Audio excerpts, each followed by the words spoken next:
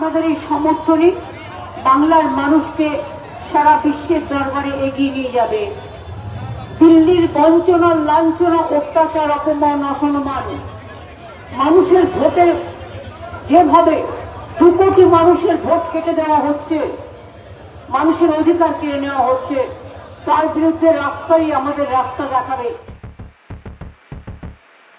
কথায় বলে চোরের মায়ের বড় গলা, যে কারণে শুক্রবার দলের নেতাকর্মীদের নিয়ে মহানগরের মহামিছিল করলেন রাজ্যের মুখ্যমন্ত্রী তথা তৃণমূল সুপ্রিমো মমতা বন্দ্যোপাধ্যায়। সেটি হলো বিভিন্ন কেন্দ্রীয় সংস্থার অপব্যবহার ও গণতন্ত্র হত্যার প্রতিবাদ।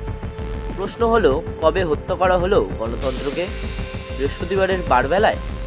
এদিন কেন্দ্রীয় তদন্তকারী সংস্থা ইডি হানা দেয় আইপ্যাক কর্তা প্রতীক জৈনের বাড়ি এবং অফিসে। তদন্তকারীরা যখন তার বাড়িতে খানাতল্লাশি চালাচ্ছিলেন, সেই সময় তড়িঘড়ি আইপ্যাকের সল্টলেকের অফিসে ঢুকে একটি সবুজ ফাইল নিয়ে বেরিয়ে চলে আসেন মমতা। তার সঙ্গে কয়েকটি ফাইল নিয়ে বেরিয়ে আসতে দেখা যায় মুখ্যমন্ত্রী নিরাপত্তা রক্ষীকেও। সবুজ ফাইল হস্তগত করার পরেই মুখ্যমন্ত্রী মুণ্ডুপাত করেন কেন্দ্রীয় স্বরাষ্ট্রমন্ত্রী অমিত শাহের।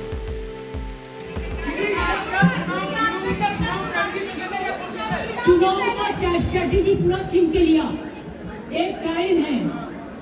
अगर आप हमारे साथ लड़ने नहीं सकते हैं तो आप क्यों वहां बंगलाल में आते हैं? आप हिम्मत से काम लो, आप लोकतंत्र पुलिस प्रोसेस में जीतो। आप एजेंसी लगा के हमारा पेपर लूट करते लूट, बोलते झूठ, हमारा पेपर लूट करते हैं, हमारा स्ट्रैटेजी लूट करते हैं, हमारा डेटा लूट करते हैं, हमारा वोटा लूट करते हैं, हमारा बंगाल को लूट करते हैं, हमारा भाषा को लूट करते हैं। क्या है आप लोगों के लिए भविष्य? इससे और भी खराब होगा। जितना भी सीट आपको मिलना चाहिए था, इससे तो जीरो में आ जाएगा।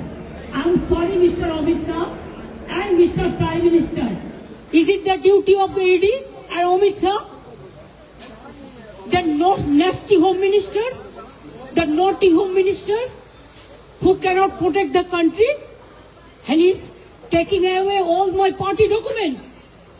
If I get the BJP party office, what will be the result? They didn't have any guards. One side the SIR case, they are deleting all the names of the Bengal people, more than 2 crore people.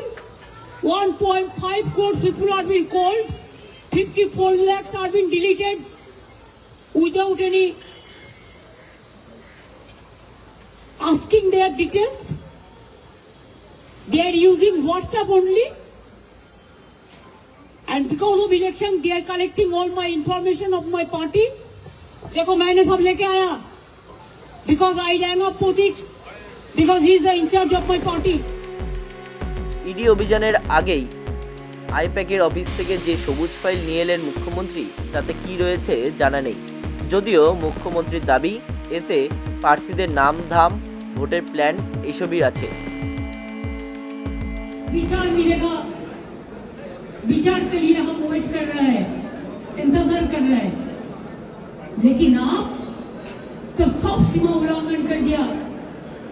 हमारा IT office में आके अब सब laptop से सब निकाल के लिया, हमारा डेटा, हमारा SIR का डेटा, हमारा पार्टी का पॉलिसी का डेटा, हमारा कैंडिडेट का लिस्ट, हमारा बूथ प्रेसिडेंट का लिस्ट, हमारा आने वाला स्ट्रेटेजी, आप प्रतीक का घर में भी जाके किया है, आप हमारा आईपैक ऑफिस में आके भी किया है। It is not that they are privately operating, they are very much authorized by the All India Trinamool Congress. BJP का माफी का हम बेनामी नहीं करते हैं, ये हम हमारा नाम पे काम करता है एग्रीमेंट के मुताबिक। I think it is an insult to all the IT sector, because all the IT sector they are working for somewhere, for someone. So they can attack any IT sector anytime. They can collect all the data from any IT sector. Is it not a crime? Is it not a murder of the freedom, murder of democracy, murder of the right to what? हम अभी इसी में ढंग से जो काम है हम कर देंगे। ফাইল নিয়ে চলে যাওয়ার সময়ই মুখ্যমন্ত্রী ঘোষণা করেন শুক্রবার বিভিন্ন কেন্দ্রীয় সংস্থার অপব্যবহার ও গণতন্ত্র হত্যার প্রতিবাদে কলকাতায় হবে মহামিছিল। ব্যাস, অমনি দলে দলে লোকজন চলে এলেন মিছিলে। ঘণ্টাখানেকের জন্য অবরুদ্ধ হয়ে রইল মহানগরের রাজপথ। জনগণকে পোহাতে হলো ঝামেলা।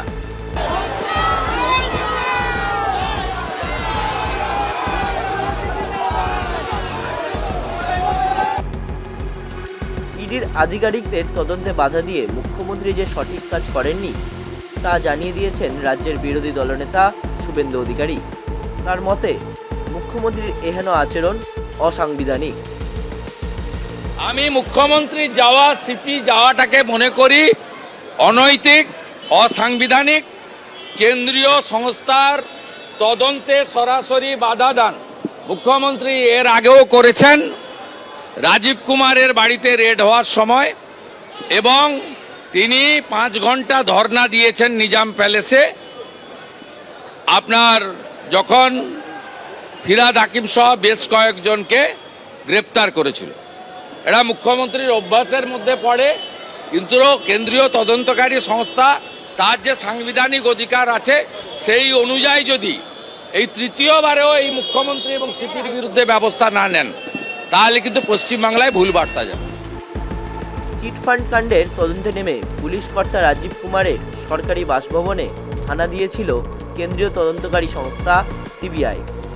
ঘটনার প্রতিবাদে সেই সময়ও রাজীবের বাড়ির সামনে ধর্নায় বসে পড়েছিলেন মুখ্যমন্ত্রী। প্রশ্ন হলো, দুর্নীতি কিংবা দুর্নীতিবাজদের প্রশ্রয় দেওয়াই কি তবে তৃণমূল সরকারের প্রধান লক্ষ্য? সংবাদ টুডে নিউজ ব্যুরো।